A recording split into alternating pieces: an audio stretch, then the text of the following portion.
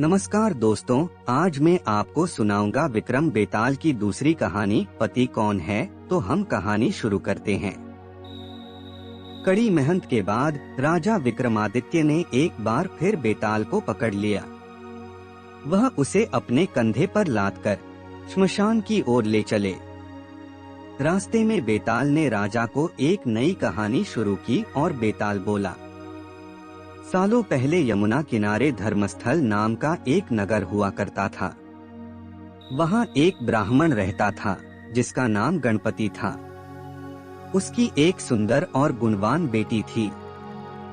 जैसे ही उसकी शादी की उम्र हुई तो वो और उसका पूरा परिवार उसके लिए योग्य वर ढूंढने में लग गया। एक दिन ब्राह्मण किसी के घर पूजा करने के लिए गया और उसका बेटा भी पढ़ाई के लिए घर से बाहर चला गया। उस समय घर में ब्राह्मण की बेटी और उसकी पत्नी ही थी। उसी वक्त एक ब्राह्मण लड़का उनके घर आता है। ब्राह्मण की पत्नी उस लड़के का अच्छे से सत्कार करती है और खाना खिलाती है। लड़के का स्वभाव ब्राह्मण की पत्नी को पसंद आता है और वो उससे अपनी बेटी की शादी का वादा कर देती है। उधर ब्राह्मण गणपति जिनके घर पूजा करने गया था, वहाँ भी वो एक ब्राह्मण लड़के से मिलता है और उससे अपनी बेटी की शादी करवाने का वचन दे देता है। ब्राह्मण का बेटा जहाँ पढ़ने गया था, वो भी वहाँ एक लड़के से यही वादा कर देता है। कुछ देर बाद गणपति और उसका बेटा दोनों खुद से चुने हुए लड़के को लेकर घर पहुँचते हैं।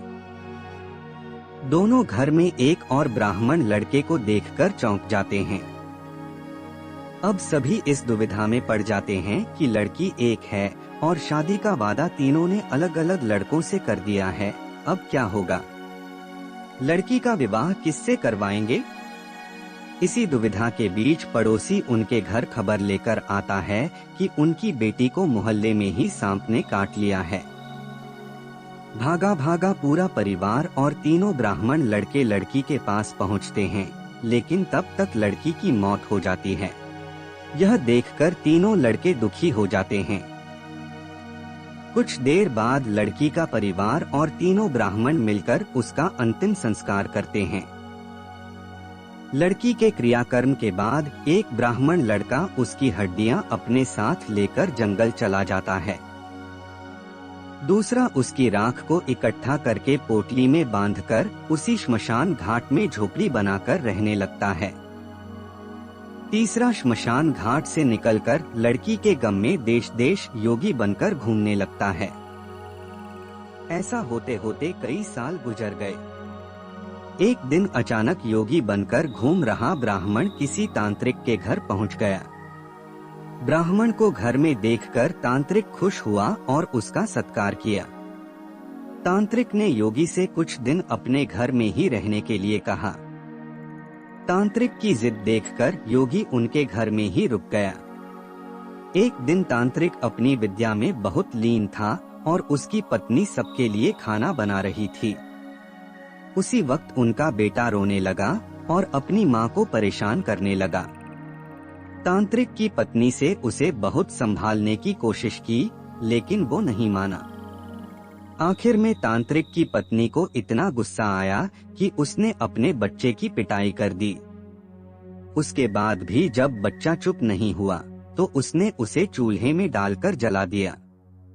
यह सब देखकर योगी ब्राह्मण बहुत नाराज हुआ और बिना कुछ खाए ही अपनी पोटली लेकर उनके घर से जाने लगा। इतने में तांत्रिक आया और योगी से कहा, महाराज खाना तैयार है, आप इस तरह गुस्से में बिना खाए यहाँ से न जाएं। गुस्से में योगी ने कहा, मैं इस घर में एक मिनट भी नहीं रुक सकता। जहाँ ऐसी राक्षसी रहती हो वहाँ मैं कैसे कुछ खा सकता हूँ।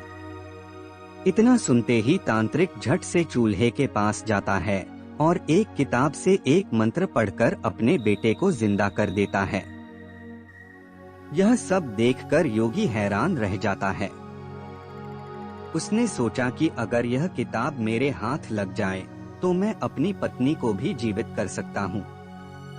योगी यह सोच ही रहा होता है कि उधर तांत्रिक बेटे को जीवित करने के बाद फिर से योगी से खाना खाने का आग्रह करता है। योगी खाना खाता है और वहीं रुक जाता है। अब योगी के दिमाग में बस यही चल रहा था कि बस वो किसी तरह से उस किताब को हासिल कर ले। सोचते सोचते रात हो जाती है। सब खाना खाकर सो जाते हैं।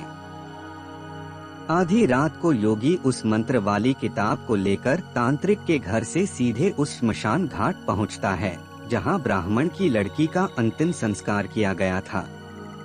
वो सबसे पहले झोपड़ी बनाकर उसी जगह रह रहे ब्राह्मण को बुलाता है और उसे सारी कहानी सुनाता है। इसके बाद दोनों मिलकर फकीर बने ब्राह्मण को ढूंढते हैं। फकीर ब्राह्मण के मिलते ही योगी ब्राह्मण दोनों से कहता है कि लड़की की हड्डी और राख लेकर आओ, मैं उसे जिंदा करूंगा। दोनों ऐसा ही करते हैं। राख और हड्डी इकट्ठा करने के बाद लड़की को जलाई हुई जगह में योगी ब्राह्मण मंत्र पढ़ता और लड़की जिंदा हो जाती है। यह देख तीनों ब्राह्मण खुश हो जाते हैं। इतनी कहानी सुनाकर बेताल चुप हो जाता है। कुछ देर बाद वह राजा विक्रम से पूछता है, बताओ वह लड़की किसकी पत्नी हुई? विक्रमादित्य बेताल के दोबारा उड़ने के डर से जवाब नहीं देते। गुस्से में बेताल कहता है, देखो अगर तुम जवाब पता होते हुए भी नहीं दोगे तो मैं तुम्हारी गर्दन में काट दूंगा, जल्दी से जवाब दो। इतना सुनते ही राजा बोलते हैं, जो ब्राह्मण श्मशान में कुटिया बनाकर रह रहा था वो उसकी पत्नी हुई। बेताल पूछता है, कैसे? तब विक्रमादित्य जवाब देते हैं, जो हड्डी चुनकर फकीर बन गया वो उसका बेटा हुआ।